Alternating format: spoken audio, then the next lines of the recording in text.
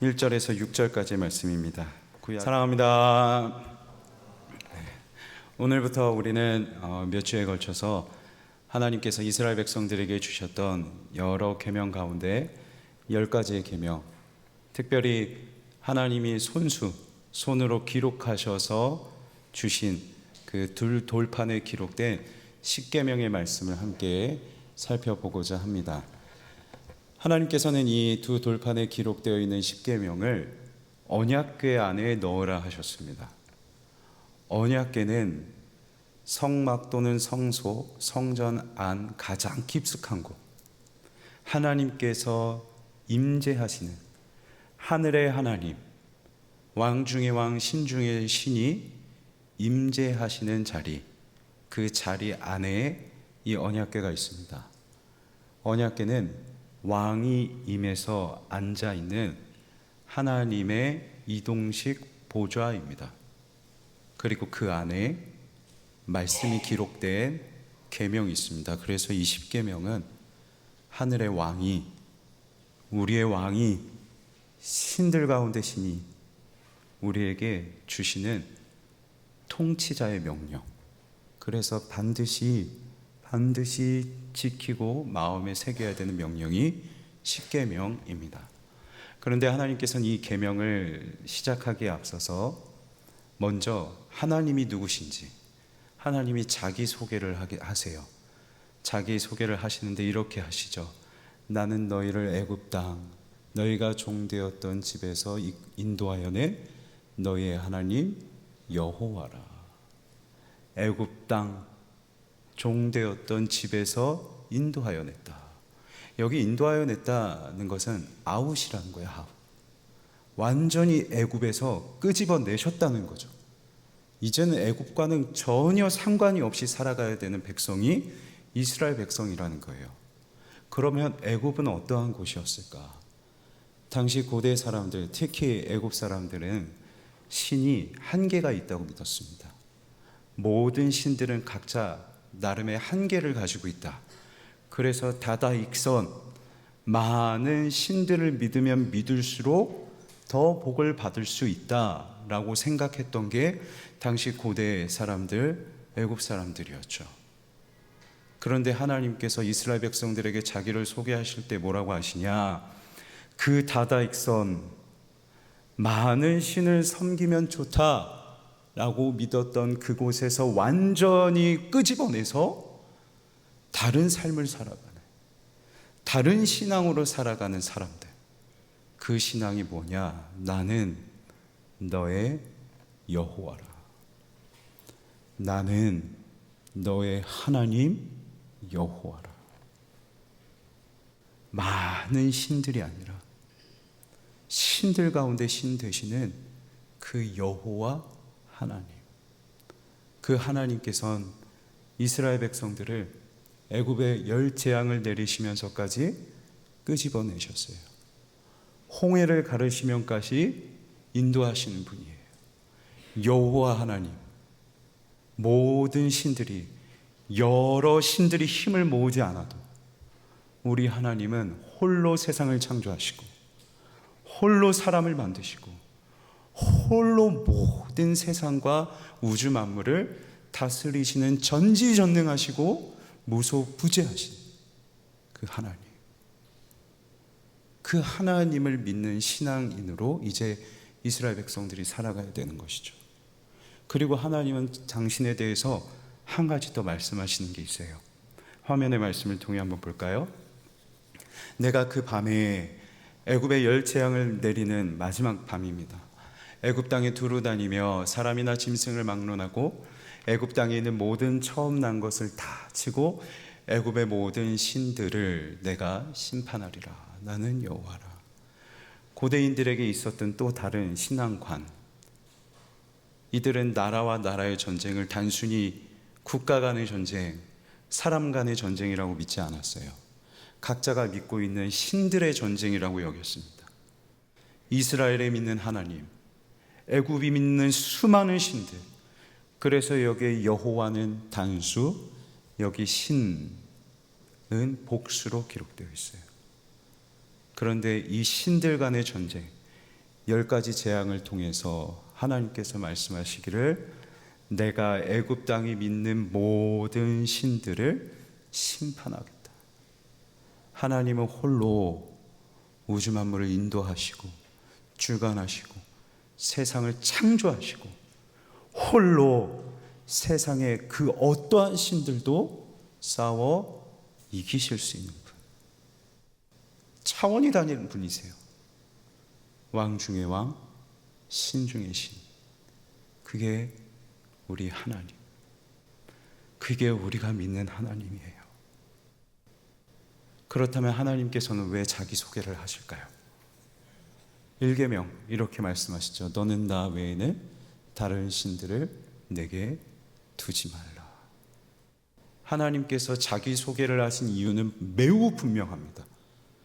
나만이 신 중의 신이고 나만이 왕 중의 왕이고 홀로 모든 것을 하실 수 있는 능력의 신이니 너희는 다른 것들을 믿지 말고 나 여호와만 믿어라.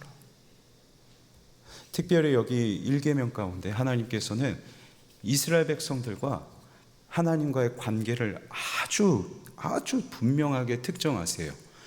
너는 나 외에는 다른 신들을 너에게 두지 말라. 하나님과 사람의 관계를 하늘에 계신 하나님, 왕 중의 왕, 신 중의 신이신 그 하나님이 저 애굽의 노예 살았던 이스라엘 백성들과의 관계를 완전히 좁히셔서 가장 가까운 한 사람이 자기 외에 가장 친밀하게 맺을 수 있는 관계는 너잖아요. 이 가장 가까운 1대1의 관계를 노예인 백성들과 이스라엘 백성들과 맺고 계신 것이죠. 이 1대1의 관계는 다른 제3자가 개입되는 순간 깨져요. 1대1의 관계를, 가장 친밀한 관계를 유지하려면 제3자가 개입되어서는 안 돼요. 그래서 하나님이 너는 나의 외에는 다른 신들을, 제3자를 두지 마라. 그래서 나와 아주 가까운 관계를 이어가자. 그 어떤 거리낌도 없는, 그 어떤 어색함도 없는, 그 어떤 불편함도 없는 관계를 이어가자. 이게 하나님의 뜻이고, 그리고 궁극적으로 그래서 우리와 그렇게 가까운 관계를 이어가시면서 우리에게 주시고자 하는 분명한 목적. 화면을 통해 한번 볼까요? 내가 오늘 너희에게 명하는 내 명령을 너희가 만일 청종하고 너희의 하나님 여호와를 사랑하여 마음을 다하고 뜻을 다하여 섬기면 여호와께서 너희의 땅에 이른 비와 늦은 비를 적당한 때에 내리시리니. 이른 비와 늦은 비를 적당한 때에 내리신대요. 우리가 하나님을 사랑하고 오직 하나님만 섬기면 그 하나님은 저와 여러분에게 적당한 때에 적실하게 이른 비도 주실 수 있고 늦은 비도 주실 수 있고 곡식도 주실 수 있고 기름도 주실 수 있고 포도주도 주실 수 있고 애굽의 열재앙도 이기시는, 애굽의 여러 신들도 심판하실 수 있는 그 능력으로, 홍해도 가르실 줄 아는 그 능력으로 우리에게 천대까지의 은혜, 영원토록 넘치는 복 주시려고. 나와 있어야 된다. 나와 함께 있어야 된다. 그래야 너희가 복을 받는다. 내가 주는 꼴을 먹을 수 있다. 그래야 나와 함께 가자. 이 때문에 하나님이 우리에게 계명 주신 이유는 복 주시려고 해요. 우리를 억압해서 올가매어서 하나님의 뜻대로 조종하시기 위한 것이 아니라, 하나님은 우리가 하나님을 마음 다해 섬기면 그런 우리에게 하나님이 주실 수 있는 가장 적당하고 적실한 복을 주시기 위해서. 그렇다면 우리 사랑하는 청년들은 오직 여호와 하나님만 섬기고 있습니까? 오직 여호와 하나님만 나의 신, 나의 왕, 오직 여호와 하나님만 나의 의지할 바 되고 있습니까?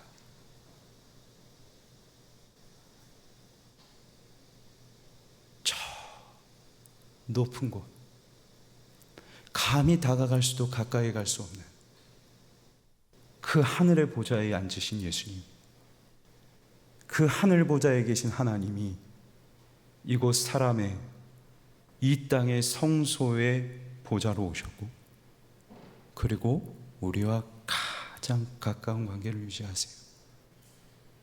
하나님과 그 어떠한 불편함도 없는 관계를 이어가기 위해 날마다 애쓰는 저와 여러분이 되면 좋겠습니다. 그런데 이스라엘 역사를 보면요, 하나님과의 관계가 참 지키기가 어려워요. 수시로 제3자가 개입되죠. 애굽의 신뿐만 아니라 금송아지도 섬기고, 바알도 섬기고, 아세라 신도 섬기고, 수많은 제3자들에게 마음을 내줘서 하나님 곁에 두지 말라고 하는 그 하나님의 마음을 자꾸만 외면해요. 그렇다면 이들이 자꾸만 따르고 있는 그 우상의 실체는 과연 무엇일까? 일개병의 말씀을 한 번 더 화면으로 통해 보겠습니다. 너는 나 외에는 하나님은 두지 않아요. 하나님만 둬야 되는데 너는 나 외에 하나님은 두지 않고 다른 신들을 자꾸만 내게 두는 겁니다. 여기에 두지 말라 말씀하시는데, 두다라는 것은 영어로 have라는 단어예요. 내가 가지고 싶은 것들, 내가 필요해서 내 곁에 두고 싶은 것들. 하나님은 그 곁에 하나님 두라고 말씀하시는데 하나님으로만은 부족한 거예요. 하나님이 가장 적당하고 적실하게 꼴을 먹여주신다는데 내 안에 욕심이 자리 잡아서 하나님, 나는 하나님이 주시는 것만으로는 부족하겠습니다. 하나님이 날마다 일하지 않아도 만나를 주셨는데 하나님, 나는 이 만나 이제 맛대가리가 없어요. 고기 좀 먹어야겠어요. 탐심했던 것처럼 자꾸만 꼴을 먹이시는 하나님을 곁에 두는 게 아니라 내 욕심 따라 내가 필요한 것들, 내가 가지고 싶은 것들을 자꾸 내 곁에 두는 거죠. 이스라엘 백성들이 가나안 땅에 들어갔는데 현실에 필요한 요소들이 너무 많이 보이는 거예요. 사람들이 번영해야 되겠고 풍요롭게 살기 위해서 찾고 있고 믿고 있는 신들이 너무 많은 거예요. 살다 보니까, 그 속에 살다 보니까 나도 현실에 필요한 요소들에 너무 민감해져 버린 거죠. 그래서 보이지 않으시는 하나님은 내 곁에 두지 않고 내 눈에 보이는 현실적인 필요하는 요소들을 내 곁에 자꾸만 두려 하니, 그래서 어느샌가 하나님은 친입자가 되고 하나님과의 1대1의 관계가 아니라 세상의 수많은 내가 필요로 하는 것들이 나와 밀접한 1대1의 관계가 되고, 나만 봐라 하시는 그 하나님이 오히려 제3자가 되어버리는, 하나님이 나에게 친입자 같지는 않으세요? 하나님이 내가 살아가는데 하나님이 나를 불편하게 만드는 대상은 아니세요? 여러분, 이거 진중하게 한번 스스로를 돌이켜 보실 필요가 있어요. 하나님이 정말 나에게 꼴을 먹이시는 분이어서 내 곁에 계시는 분인지, 아니면 나의 필요한 바가 너무 많은데 하나님이 주시겠다고 하는 그게 나에게 불편함으로 다가와서 하나님이 나의 인생의 친입자 같지는 않은지, 여러분 한번 돌이켜 보셔야 돼요. 우리도 마찬가지잖아요. 우리도 마찬가지잖아요. 현실에 필요한 요소들에 매우 민감한 게 우리잖아요. 눈에 보이는 게 참 많은 게 우리잖아요. 그래서 때로는 하나님이 꼴을 주신다는 것도 믿어지지가 않아요. 부족해요. 이걸로 될까? 그래서 자꾸만 하나님은 외면한 채 자꾸만 내가 갖고 싶은 것들, 하나님 있어야 할 자리에 그것들을 대신 두죠. 이어지는 글을 한번 볼까요? 현대에서 우상은 명징한 대상이 아니다. 명징하다는 것은 아주 분명하다는 겁니다. 그러니까 이 말은 우상이라고 해서 신주단지 마치 어떤 형상을 만들어 놓고 신상을 만들어 놓고 섬기는 그것만을 가리키는 게 아니다. 우상은 하나님으로부터 멀어지게 하는 모든 것이 우상이에요. 하나님을 제3자, 침입자로 만들어버리는 그 모든 것이, 심지어 내 자녀도 우상이에요. 능력의 우상, 성공의 우상, 돈의 우상, 성취의 우상, 아름다움의 우상, 결혼과 사랑의 우상, 성의 우상 등이 바로 그것이다. 쾌락적인 삶을 살다 보니 하나님과의 관계가 불편해지고, 성공을 추구하며 살아가다 보니 하나님과의 관계가 멀어지게 돼요. 오죽했으면 하나님께서 끄집어내오신 그 이스라엘이 머물렀던 곳이 어디라고요? 애굽 땅, 너희가 종되었던 집. 다 현대인들이 부동산과 자가를 향해서 살아가고 있지 않습니까? 오죽하면 하나님이 땅, 집 콕 꼬집어요. 내 나라 내 땅이 아니었거든요. 노예로 살았거든요. 노예로 살다가 나왔으니 뭐가 필요하겠어요? 우리만의 땅, 내 마음껏 자유롭게 살아갈 수 있는 땅, 내 마음껏 살아갈 수 있는 내 집. 근데 하나님은 거기서 끄집어내오셨다고요.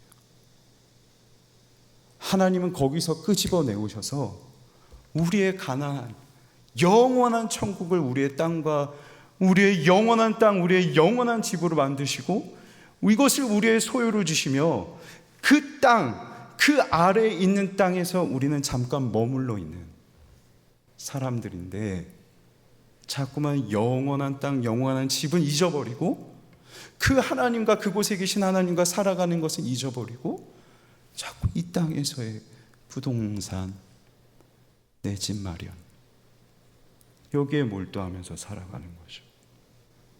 그러다 보니 하나님과의 관계는 멀어져만 가는 성공의 우상, 아름다움의 우상.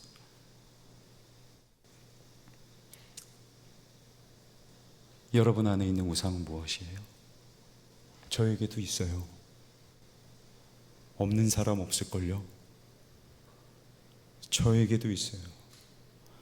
성령께서 조명하시는 게 있다면, 내가 이것 때문에 지금 하나님과의 관계가 멀구나, 그게 우상입니다. 깨뜨리셔야 됩니다. 깨뜨리셔야 돼요. 문제는 이게 하나님과의 관계를 그저 불편하게만 만든다는 데 있지 않아요. 불편하게 만들었는데 그 다음으로 또 발전되는 게 있어요. 다음 화면을 볼까요? 이러한 다양한 우상의 형태의 기저에는 인간이 스스로 신이 되려는 탐욕이 자리하고 있다. 하나님과의 관계가 불편해지다가 이제는 하나님과 동등한 자리, 내 마음대로 하고자 하는, 하나님의 뜻이 아니라 내 마음껏 살아갈 수 있도록 돈을 얻고 성공을 얻어서 내 뜻대로 살아가는, 내가 하나님 되는 거죠.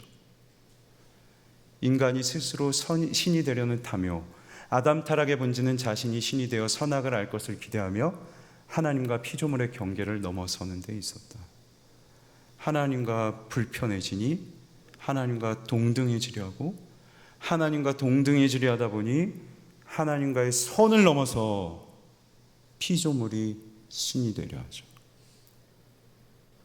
내 마음대로, 내 뜻대로. 그래서 하나님께서 말씀하세요. 너는 그 어떠한 우상도 새기지 마라. 너는 그 어떤 것도 하늘 위나 하늘 아래나 땅 아래에 있는 모든 그 어떤 것도 형상을 만들지 말라라고 말씀하세요. 고대 사람들은 신을 형상화했습니다.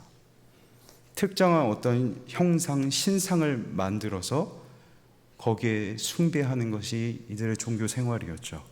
형상화하는 이유는 있었습니다. 보이지 않는 신, 통제 불가능한 신, 이 신을 요 신상 안에 들어오게 하는 거예요. 신상을 만들어서 내가 원하는 곳에 딱 두면 신이 그 안으로 들어온다고 믿었어요. 그렇게 되면 어떻게 해요? 보이지 않아서 어디에 있는지 알지 못하는 신, 내가 통제하지 못하는 신. 그런데 그 신이 여기 안에 들어오는 순간 통제가 가능해지죠. 내가 원할 때 와서 보면 돼요. 내가 원하는 자리에 가면 있어요. 내가 원하는. 그래서 결국에는 이 형상화의 목적이 뭐냐? 내가 믿는 신을 조종해요. 내가 원하는 대로. 하나님을 형상화하지 말라는 게 이런 의미입니다. 단지 우상 신주단지를 만들라는 게 아니라 그 안에 가둬놓고 하나님이면 이래야지, 이렇게 해주셔야지 하나님인 거 아니야? 하면서 내가 생각하고 있는 그 틀 안에 하나님을 가두지 말라는 거죠.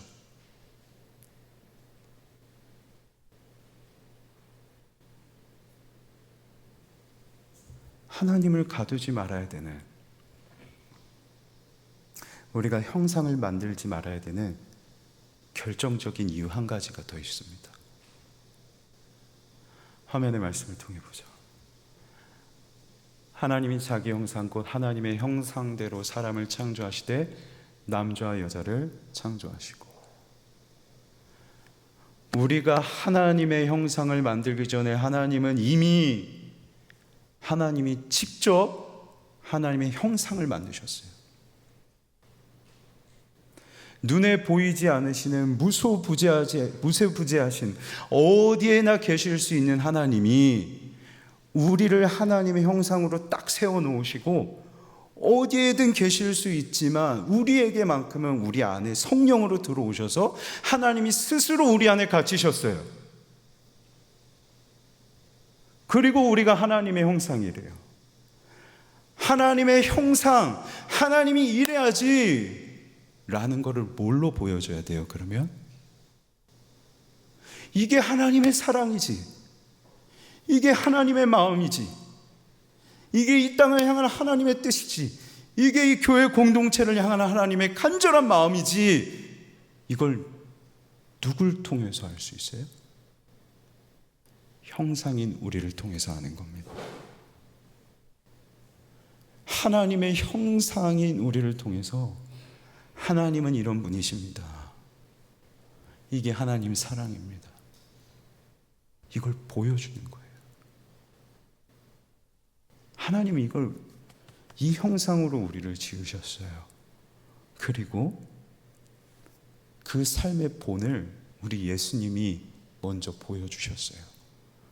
하나님의 형상이라 살아가는 거는 이렇게 살아가는 거야. 화면의 말씀을 통해 한번 볼까요? 예수께서 이르시되 빌립아, 내가 이렇게 오래 너희와 함께 있을 때 너가 나를 알지 못하느냐. 빌립이 예수님께 이렇게 말해요. 예수님, 아버지를 좀 보여주십시오. 하나님을 좀 보여주십시오. 그런데 예수님께서 뭐라 하세요? 나를 본 자는 아버지를 보았거늘 어찌하여 아버지를 보이라 하느냐. 예수님을 봤으면 그게 하나님을 본 거래요. 다시 말해 예수님께서 하나님의 형상으로 사셨다는 거죠. 그런데 이 말씀은 예수님이 십자가에서 죽으시고 고난받게 되실 것을 말씀한 다음에 이루어지는 상황입니다. 하나님의 형상으로 살아간다는 걸 예수님이 보여주셨는데 그 삶은 뭐예요? 내가 절대자야. 내 능력으로 너희들을 마음껏 조종하겠다. 내 뜻대로 행하겠다. 이게 예수님이 보여주신 삶이었습니까? 아니요. 그의 본체는 본래 하나님이신데 하나님과 동등됨을 여기지 않으시고 섬김 받으려 하지 않으시고 오히려 이 땅에 오셔서 사람의 형체로 신이신 예수님, 신이신 하나님이 사람이 되시고 종의 형체로 오셔서 죄인들과 가난한 자들과 병자들과 어울려 지내시고 그들에게 섬김을 받으려 하는 것이 아니라 오히려 섬기려 하노라. 더 나아가 십자가에서 피 흘려 죽으심으로 왕 중의 왕 되시는 하나님 앞에 철저하게 복종하신 게 예수님의 삶. 다시 말씀드리면 하나님 형상으로 살아간다는 것은 내 마음대로, 내가 원하는 대로 이게 아니라 섬김 받으려 하는 게 아니라 도리어 섬기려 하고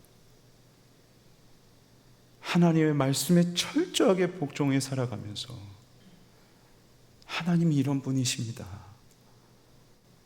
우리의 삶을 통해 알리는 것. 그래서 마지막 글을 함께 보도록 하겠습니다. 내 안에 이미 하나님의 DNA가 있다. 언어 유희예요. DNA. 이를 풀어내는 방법은 내 안에 계신 하나님의 DNA, 내 안에 계신 하나님의 형상을 우리의 삶으로 풀어내는 방법은 첫째, 디클레어, 선포하는 것. 하나님의 말씀을 선포하고 말하는 것이며 단순히 우리의 입술로 예수님 믿으세요 라고 전하는 것도 맞겠지만 이 디클레어의 D는 밖으로 가는 거예요. Go out, clear. 밖으로 가서 깨끗하게 해라. 우상 숭배하며 돈이 최고다, 성공이 최고다, 쾌락이 최고다 하고 우상 숭배로 더럽혀진 이 세상으로 가서 복음 들고 성공이 아닌 섬김이, 내 쾌락이 아닌 복종이, 이게 진짜 살아가는 삶입니다 라고 나가서 깨끗하게 하라는 거죠. align, 정렬하는 거예요. A, to 어디를 향하여, 라인, 선, 기준으로 가는 겁니다.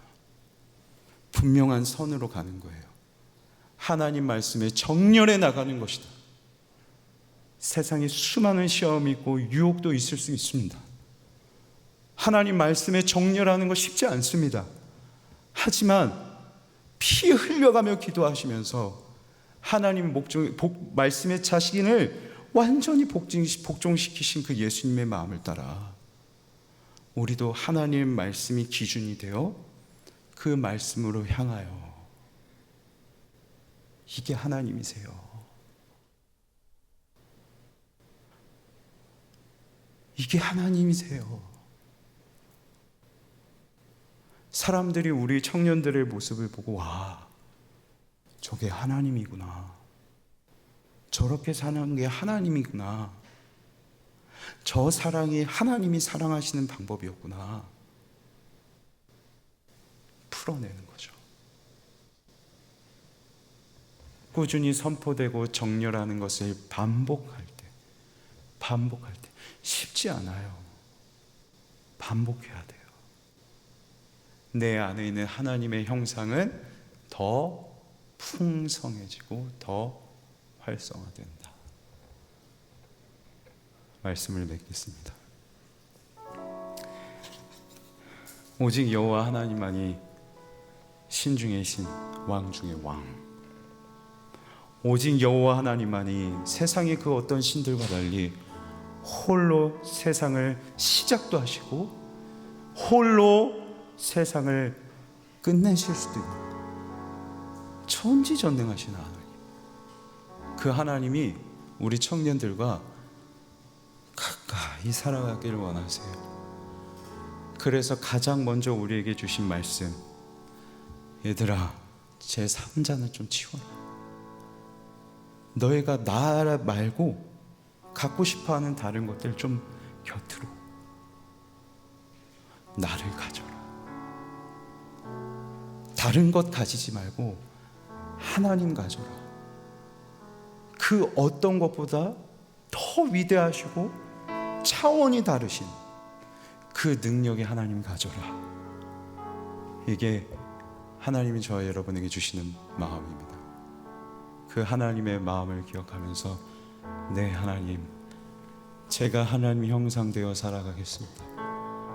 제가 하나님 형상되어서 저의 삶으로 딜클레어, 세상을 복음으로 깨끗하게 하고 하나님의 말씀에 정렬 온라인하여서 내 삶으로 하나님이 어떤 분이신지를 드러내겠습니다. 이렇게 살아가서 하나님이 적당하고 적실하게 꼴을 먹이시는 그 은혜도 누리는 우리 귀한 청년들 되길 주님의 이름으로 간절히 소망합니다.